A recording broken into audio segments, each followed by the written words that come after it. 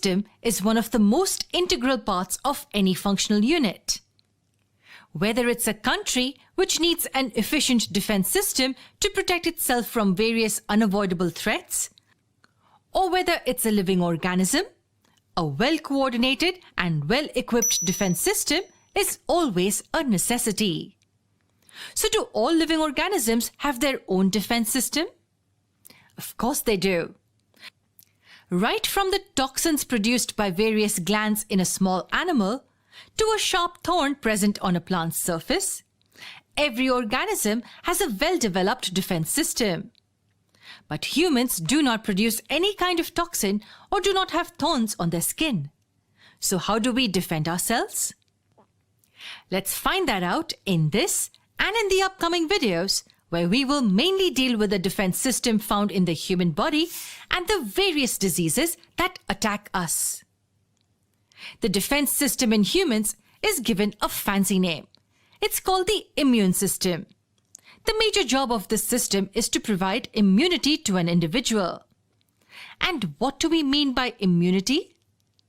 It's the ability of the body to protect itself from foreign invaders like various harmful microbes, allergy-causing agents, and many more. And how does our body protect itself? I mean, how does it fight off these invaders? For this, the body has specialized cells and their products designed for this task. The cells are known as white blood cells, abbreviated as WBCs. All the different types of WBCs are the immune cells of our body. We will not get into the details of each type, as for now, we just have to know the ones we'll be studying. These are called lymphocytes and monocytes. Also, we talked about the products of these immune cells. Now, what could these be? The WBCs, like the lymphocytes, produce several different kinds of proteins, collectively named as antibodies.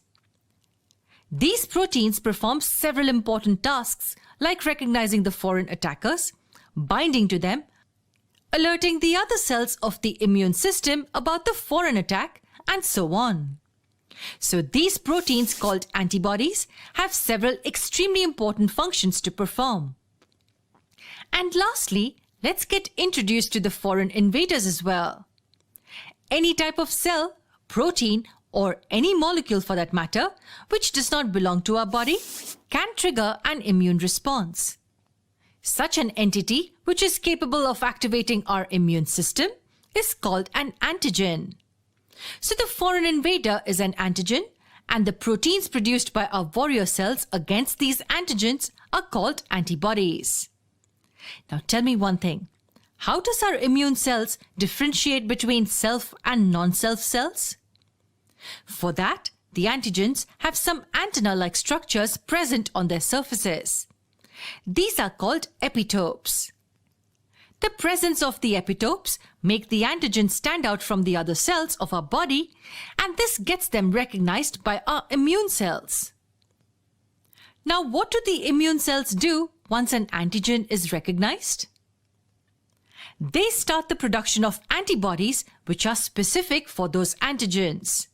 As a result, the target-specific antibodies bind to these antigens, helping the other immune cells to recognize the invasion. This complete process of recognizing and binding to the antigen is called antigen-antibody interaction. These interactions are extremely crucial in triggering the immune system further. Let's have a detailed look of how exactly the antigens and the antibodies interact with each other. And what happens next? Meet you in the next video with the answers.